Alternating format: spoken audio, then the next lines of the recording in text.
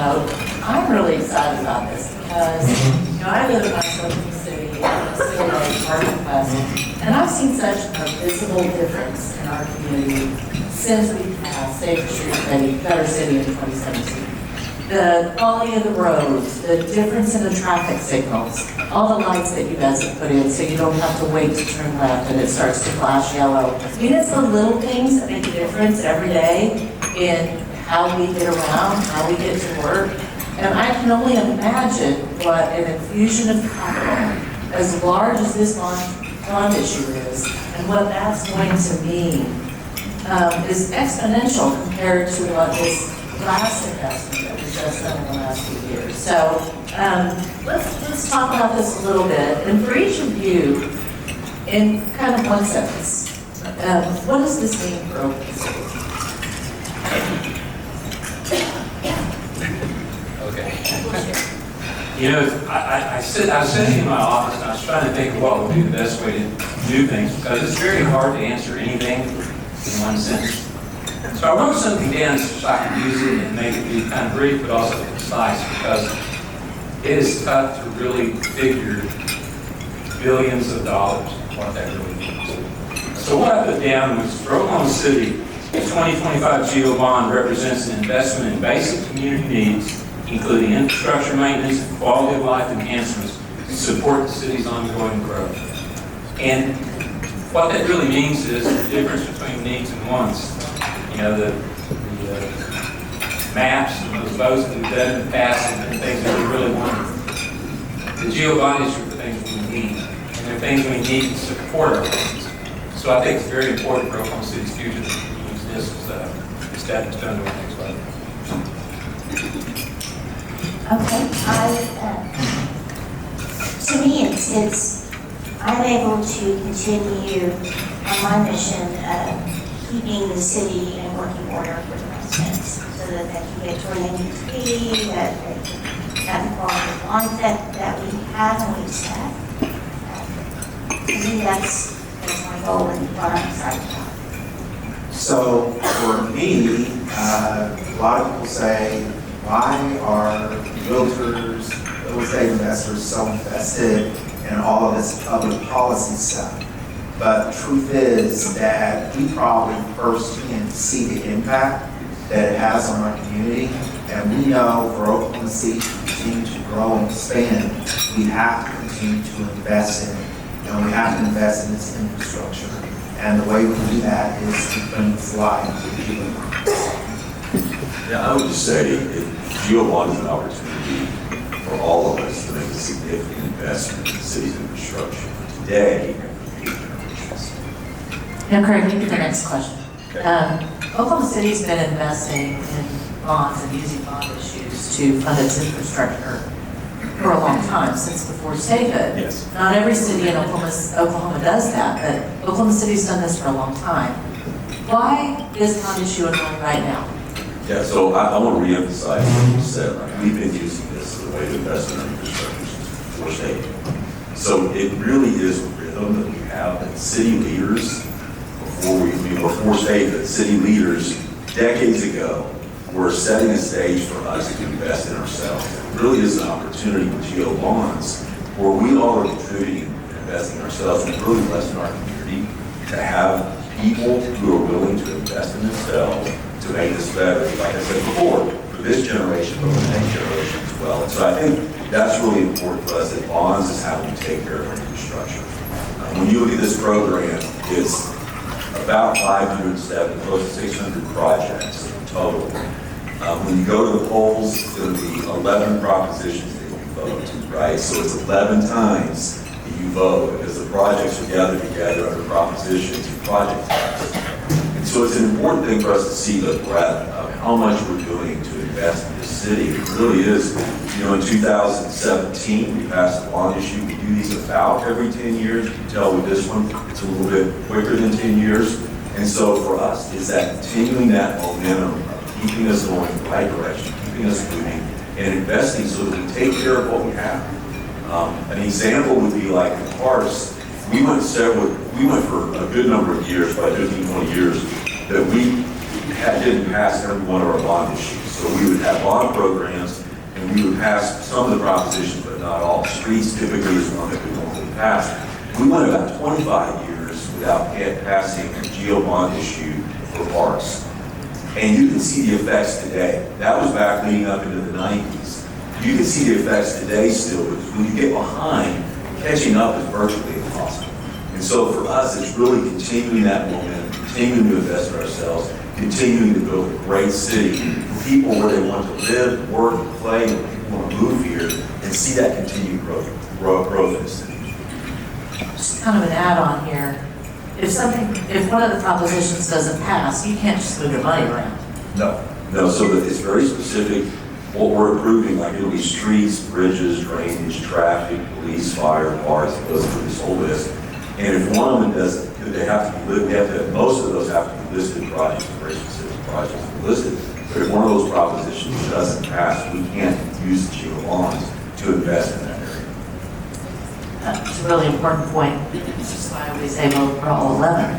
Because they do work together too. So they're not really singular. They don't operate in a vacuum. That's right. And like, I think of streets, so over half of this is for streets. And I think Debbie could probably tell you, I think it was around $660 billion in the previous bond that was for streets. This is $1.5 billion in streets, bridges, and traffic controls. $1.5 billion that we're investing in, just taking care of basic needs for the city. So it's really critical for us. And it's great to be able to make that level of investment, but it really is all of these working together. We also do the libraries and learning centers. We have the parks. We have the economic development and housing combined together under the general obligation limited tax bonds. So it's called gold bonds. All of those together, everything working together is what builds a city. And Debbie, you should be really busy after Tuesday. You know, 625 square miles, Oklahoma City is big. It has a lot of needs. Residents submitted it at 6,000 project ideas. And I know, I've seen you guys have a list that's way bigger than this 2.7 billion.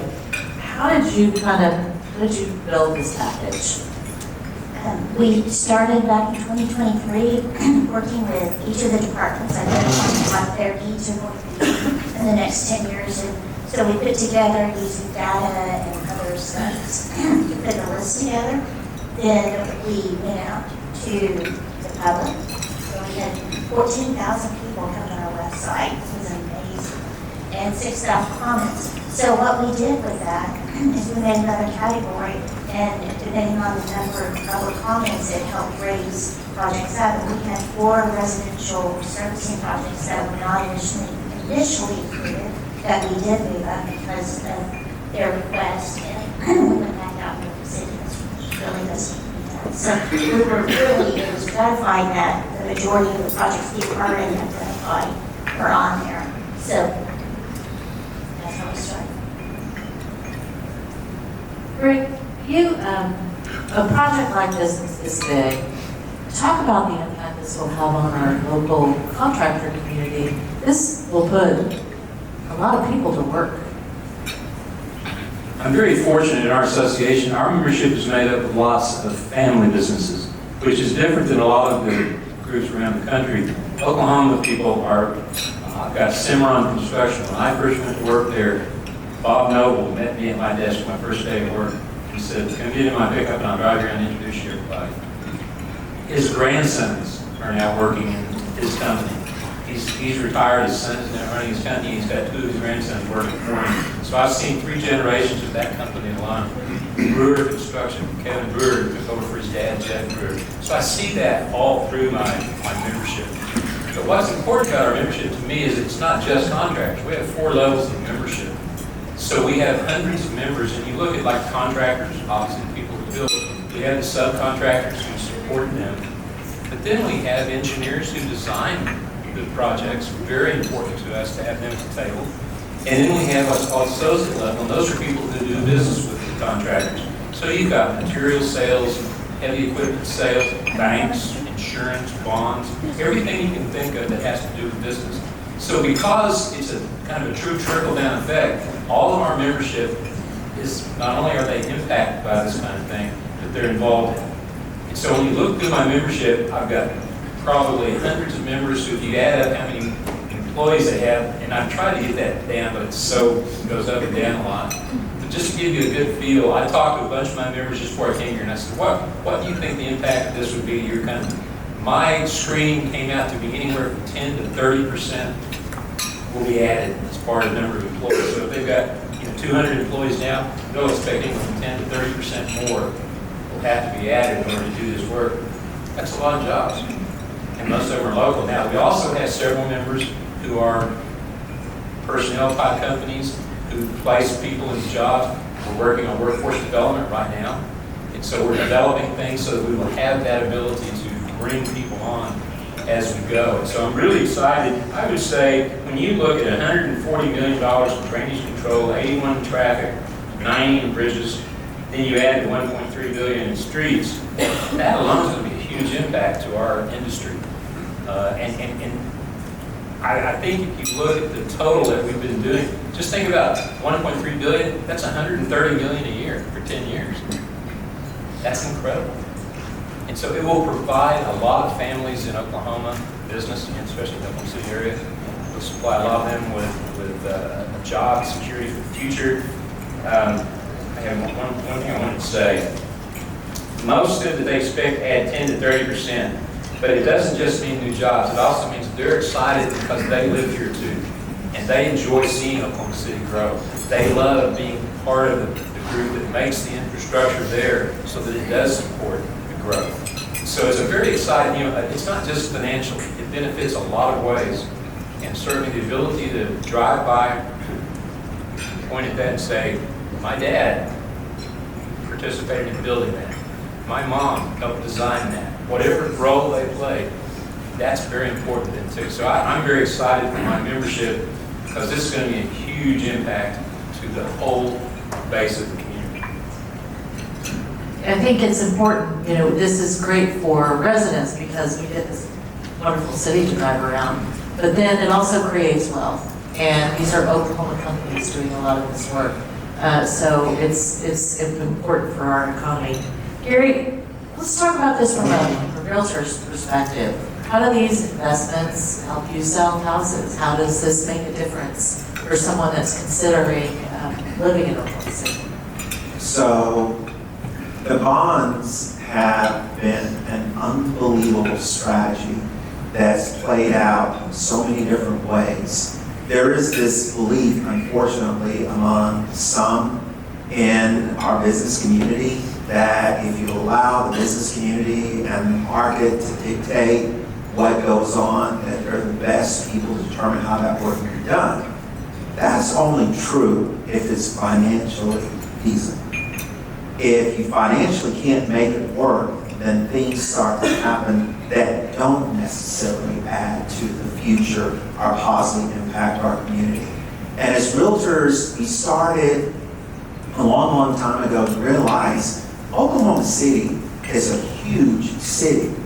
When you look at square miles that we're required to maintain and to build up, we're talking about what, fourth, fifth largest square mile city in the entire country, over 600 square miles that have to be maintained across this great, beautiful city. The problem with that is that if you rely solely on the amount of money that we're able to raise through our routine revenue, which is primarily sales tax, you're never going to get there. You're never going to get there at all. And people that understand that know that you have to have these GO bonds. They have to be passed. They're an investment not only in what we currently have, but an investment in the future. And as realtors, we see the impact of that, because if the city of Oklahoma City is not able to partner with developers and providing the infrastructure, whether it's streets, whether it's sewage, whether it's water, whether it's parks, that you can't continue to grow the housing development necessary in order to accommodate those people that would like to live here. But we also are seeing something else happen. The market in Oklahoma City used to be very good about providing the housing necessary to meet the needs of our diverse community. That's so much not the case now. That unfortunately, because population growth, diversity, the cost of materials in order to build, the cost of development as far as streets and waterways, that in order to continue to do that, that somebody's got to steer that ship. And what we've been able to do with the GO bonds is to be able to lay out a plan, a strategy, in order to accommodate that growth, that puts in place an infrastructure that our developers can use in order to help grow our city smartly. And we believe that these GO bonds is another way that that happens. You heard Debbie and Rick talk about how there's been all of these conversations and discussions about prioritizing what we believe is in the best interest of the city, and we have been pleasantly surprised, but shouldn't have been, that a lot of what's been viewed by the city as those priorities are the views of the residents. And collaboratively, we have been working together to implement those, and the success of all this is that the investments that we've made through these GO bonds in the past have proven to the residents that we have faith that the city is doing the things necessary to keep our community growing positively and forward. And I'm excited that it provides us as realtors an opportunity in order to go out and sell houses, to help people buy houses, but more importantly, a great place for people to come, live, and work. And we've seen the benefits because Oklahoma City is one of the fastest growing cities across the country. And with that growth becomes, unfortunately, responsibilities and commitments and obligations. And we've been able to meet it. And the GO bond, I hate to keep saying it over and over, but GO bond is a key factor in that, because without it, we would not be able to do what we're doing now, and we would not be the community we are today. Absolutely. Yeah. I'd like real quick, I want to add some, I'm constantly amazed at the ability that the city, Craig and Debbie do such a great job, because Oklahoma is the only state in the United States that forces its cities to only use the sales tax for its general fund. Now think about that. They can't use really other stuff to fund their day-to-day activities. These guys have been able to do a wonderful job of spreading things out. That's why GO bonds are so important. We've got to figure out ways to fund things, because the legislature has, up to this point, not come up with another ability to do that. And I'm not casting blame on anybody. I'm not saying that. I'm just saying in Oklahoma, that's the way it is. So we're the only state in the country that our cities can not use anything but the sales tax for its general funds. Correct on that. So again, my hands off you guys. How you do what you do with just that. And before we move on, I want to build on what Rick said. And what's really phenomenal about this city, and I don't want to come up like, oh my God, he's a big city. But the city of Oklahoma City, with the sales tax dollars and the limitations that we have on how we can raise revenue, consistently is one of the most efficient cities in the entire country. And for Craig and Debbie and the other people that are responsible for leading our city staff, we should all be proud of that, because that is the kind of credibility that you gotta have in a community. So when you look at similar sized cities, or you look at cities that have square miles that are significantly less than ours, they may have twice as many staff doing the work that the people here in Oklahoma City does. And I think it's a testament to the leadership. Agree completely. Craig, we've got a little math question. Okay. I'm pretty good at mental math, but this one is too much for me to kind of explain. So we passed the last bond issue. We thought it was going to take about 10 years to pay it off. The city consistently keeps our property tax rate at the same level as they pay these off. So we're more than doubling this bond issue compared to the last one. Going to pay it off in about 10, 11 years, but that's not twice the time. Help me with the math. How does that work? So there's a few things at play here. One is just property value growth. That there's the growth of property values allows us more capacity to be able to sell. And coming out of COVID, significant on real estate. There's a lot of growth happening at that time. So that's a factor. The reality is what you said before. we planned a 10-year program. And when you go to the polls, when you go to vote on the sales tax, you're voting on rate. When you go for the bond propositions, you're voting on propositions on projects as opposed to a rate. The commitment of 16 mils is what we kept, is 16 mils, and we say it's an average of 16 mils because we can't control the rate. It's set every year based upon what our debt requirements are and based upon we also have judgments that go against that. So it's set every year, but it's the property value growth that we have. So we've got to make sure we got enough sales, enough property tax to pay off the debt for that year and to pay judgments. And we're estimating that when we're selling, it's determining a sale each year. So we're trying to get to a place where we average 16 mils. It could be a little bit over, it could be a little bit under.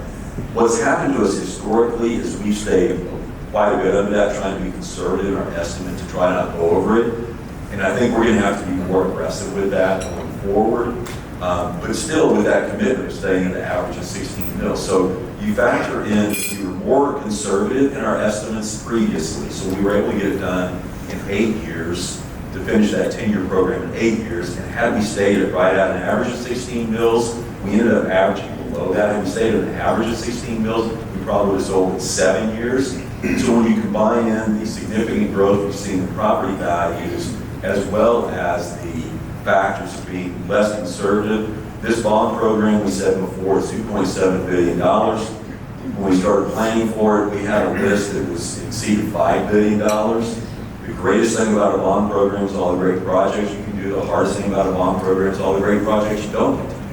And so when you're trying to press that to as many projects as you can, and we made the decision to be more aggressive with what we were estimating on our sales and our rates and all coming forward. So it was getting more aggressive with that. It gave us a little bit more room there as well. I would have said when we went out in 2017, if I was betting the over under whether we're going to take more than 10 years or less than 10 years, I would have said less. I would say on this one, we're going to be at 10 years. It could slip into 11 years to sell all of this based upon where property values go and what bond rates are. So it's just really trying to maximize what we can do to get as many projects in as possible that makes that a difference. The good news for the property owner is that if it takes 13 years, it'll take 13 years, but we're not going to raise that rate. We're going to finish the project. We're going to finish the projects, do what we promised, but not increase the rate. Exactly. Maybe this is for both Greg and Debbie. What are some of the lessons you learned from this last bond package that you will take I'll start the with next Debbie one? filling the gaps. Okay. Debbie is the one that really gets this done. And so it's her and her team and Grace folks that really get the projects done. Gary and I just get to enjoy it. But I would say one of the things really is that what I see is when we were estimating how much we could sell each year, we would come in and we would get the property value growth and all, we work with the county on that, looking at what expectations are with property value growth. And we kept coming in. We had some years we were at 14 and a half, like 14.5 bills. And our commitment is to try to stay at an average of 16. So I think one lesson is trying to be a little bit more aggressive in that, not toying with the idea that we would significantly increase, but in a given year pressing into that 16 mils so that we can maximize and get more projects done faster. That's one lesson just from the financial side of it. I think beyond that, every single project that we do, and I would say this with Rick's team, his members as well as Debbie's, every single project we do, whether it's the designers or the contractors or us managing the project, you learn lessons as you go along on how to be better. Technology improves, equipment improves, trying to be better with the way that we're building infrastructure and maximizing the dollars we have. Lessons, Through that. that's okay. Lessons that myself and my team have learned is you can't predict COVID. And there's a big, significant increase in costs. So on this bond, we've kind of tailored our projects to where we can apply for federal funds to help us extend those dollars, just in case we run into issues with higher costs. So that's one thing that we've done. And then we also are trying to get our widenings designed up front instead of, they take so long to get out to construction, that if we start now, we can get them out sooner and not at the end of the bond when the cost is higher. Okay, Debbie, so let's say let's say we pass all of that next Tuesday. Everybody in for that? What happens on Wednesday? Big sigh of relief. We've already kind of started looking at projects and trying to decide what projects we need to start advertising first for a consultant. We already have some projects that are in design that will be sold in 2026. So we'll just continue to move forward. You may not see a big package of contracts going out. I always tell my staff that the city is a very big wheel and we move very slowly, unfortunately. But we do get everything done. So you may not see anything until next spring from the bond. A lot of planning, and you don't sell them on this time. That's right, that's right. You So don't the have first money to bond spend. sale on 2025 will occur in 2026. We'll have money late spring, early summer is when we have the dollars to be able to do projects. Yes, and Craig's been very generous to give us a revolving fund that we can use to fund the design of these projects so that we can get them going earlier. And I think that is something we were doing it back with the 2017, but I think it's something that we learned over that time as we had pre-funded one of our trusts, some additional funding that revolves so that we can pre-plan projects. So as soon as we sell the bonds, the project's ready to go, we have the owners ready to go. And I think that's a lesson we've learned when we try to invest more in that as well. I'm going to ask this for everybody.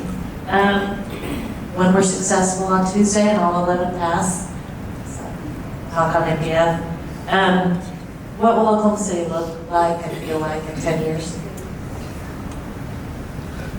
You know, it's funny, I was Ron Norick's assistant when he was mayor, and I remember when we did I guess the first geo bond I worked on was in '89, and then we did maps in '93, and I remember being asked this question numerous times, and in fact I remember once Mayor Norick and I wrote an article talking about Oklahoma City 10 years from now, what it would look like. And I think what you have to think about is when we did, and I know it's not a bond issue, but when we did the first maps, we invested like $350 million in the public facilities. And we were hoping to double that investment in the private sector.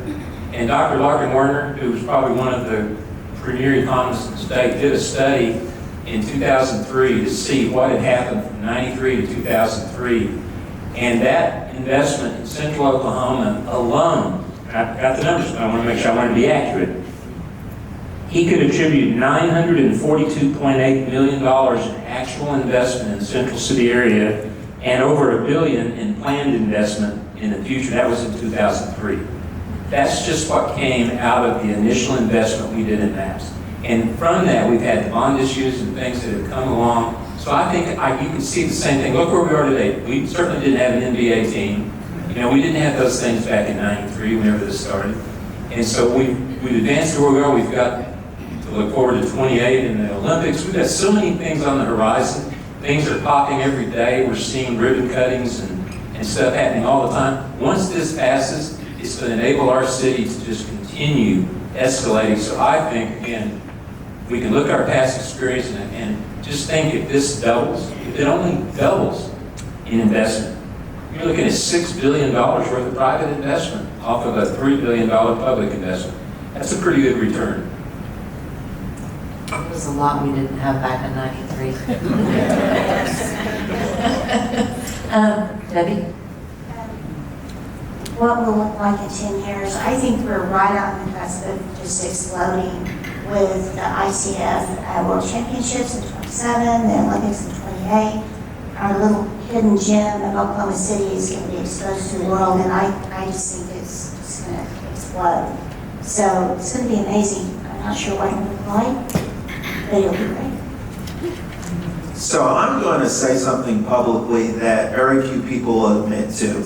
Remember that first maps vote? I was a skeptic. I was a cynic. I thought the whole idea of that riverfront had to be really stupid. I just like that thing that we call a creek is going to become a river, and then we're going to have this canal that's going to flow through it. And I was just like, I just don't see it. So I was one of those people, and there are very few of us. I voted no. I did. I just didn't see the concept. So I'm the wrong person to be asking what we're gonna look like in 10 years. The truth is that if we do just a little bit of what's planned, it's gonna be phenomenal.